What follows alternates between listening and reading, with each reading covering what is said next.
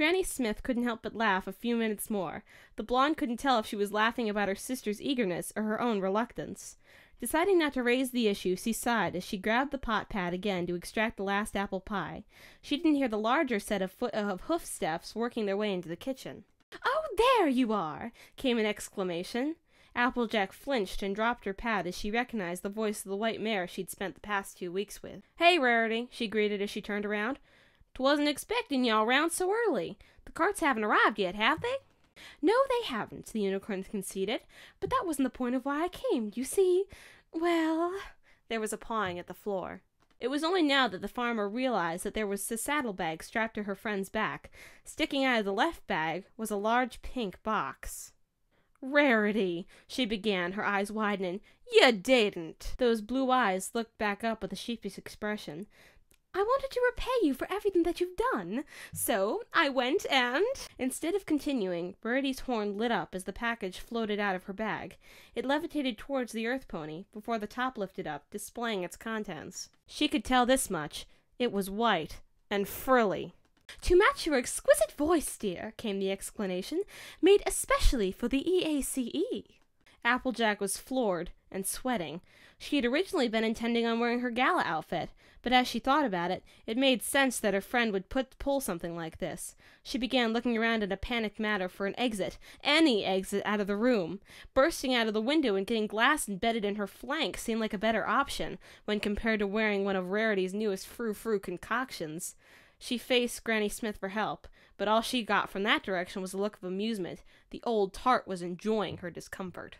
Finally, she sighed in defeat, looking back at the unicorn. "Thank y'all kindly, Rarity. I'm guessing y'all want me to try it on before we go?" She got a grin. "Applejack, you read my mind. Let's go upstairs, dear," Rarity said as she turned around. There was a look back, along with a proud smile. "We'll make a high-class diva out of you yet, darling." The apple-bucker's ears drooped as she followed her friend out. The elderly green pony simply watched them go before she let out a snigger she had been building up. "Phew! We finally made it. Took us long enough." "Oh, yes, but it was all worth it." I sure hope it is." Rarity simply beamed as she took in the scene before her. The trip to Yoklahoma City itself had been uneventful enough, to every pony's relief. Their wares had been checked in and their stalls found. Jack had told Mr. Marmalade that she didn't require much space, her stand not being wider than 2 ponies' lengths. As a result, Rarity's display took up the majority of the space. Not that it didn't need it. She put each and every outfit she had prepared up on a pedestal with lights, and with 10 outfits, that took up a fair amount of room. Now both Unicorn and Earth Pony stood outside their respective vendors, taking in the multitude of ponies that trotted around the exhibition area. As of yet, the doors had not opened, and so the ones that were milling around were either organizers or were in the process of setting up their own stalls. Rarity herself was adorned in a gown that was cut short enough to show a bit of tail and hind leg.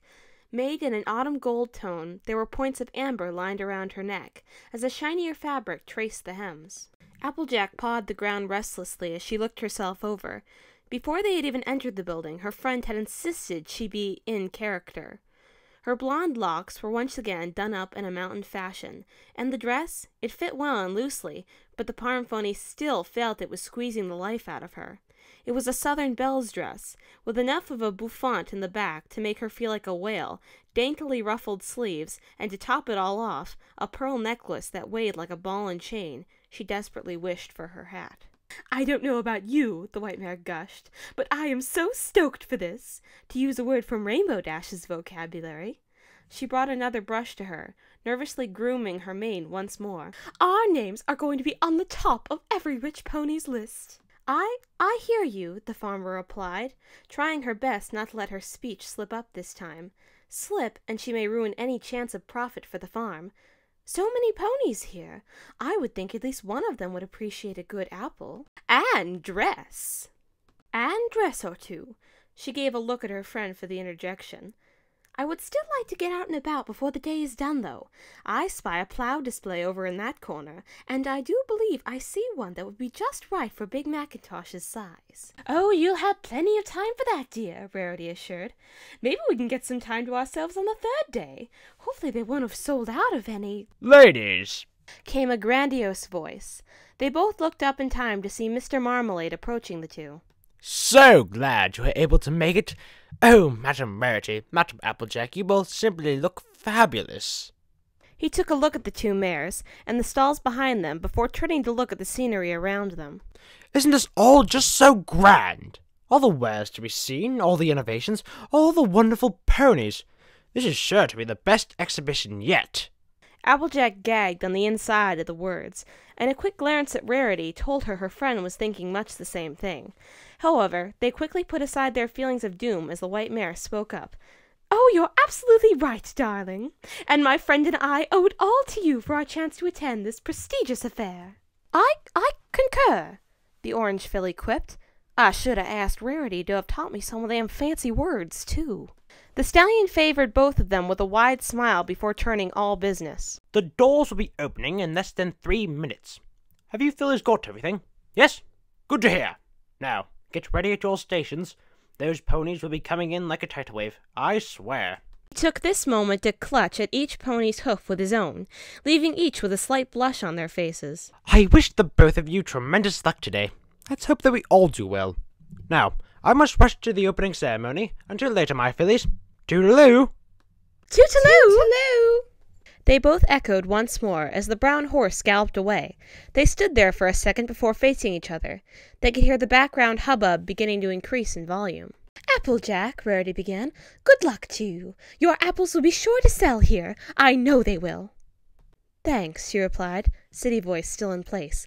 "I wish you good luck as well. And again, thank you for getting me this chance." "Not at all, darling," the unicorn said as she turned to enter her stall.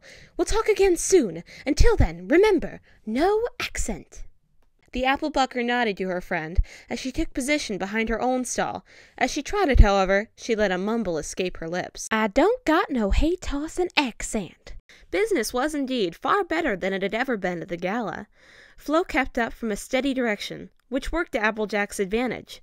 Ponies would run into Rarity's boutique, stand first, mill around or buy something in there, and then come out starving, spotting and making a beeline for the Sweet Apple Acres stand. Apparently being a clothes horse made you hungry. She noticed that a fair number of her customers were farm ponies, like herself. She was tempted to let her guard down when around these friendly faces. However, she kept up her guise of sophistication as she greeted them, sold them apples, and chatted. Half the day was already gone as she hauled out her third bushel of Red Delicious onto the stand. As she turned back around, she noticed there was already a small 2-pony line waiting for her. "Oh," she exclaimed, "I beg your pardon. I was just getting some more stock out." The farmer quickly trotted back behind her stand as the two fillies stepped up. "Sweet Apple Acres farm fresh apples. Would you care to try some?" Said the left pony. She was a light gray earth pony with a straight-haired charcoal mane, purple eyes gazing over the wares. "What do you think, Sissy Pie? Those fritters sure look good." "I dunno," replied the other filly. She was slate blue, with a dusty gray mane that was cut short over her own golden eyes. "The caramel apples look best to me. How much for one of those?" "5 bits," Applejack replied in an even voice. "And the fritters are 7 apiece. However, if you want, I could let you have both for 10 bits. She gave them a half-lidded smile, which they both lit up at. "We'll take 'em,"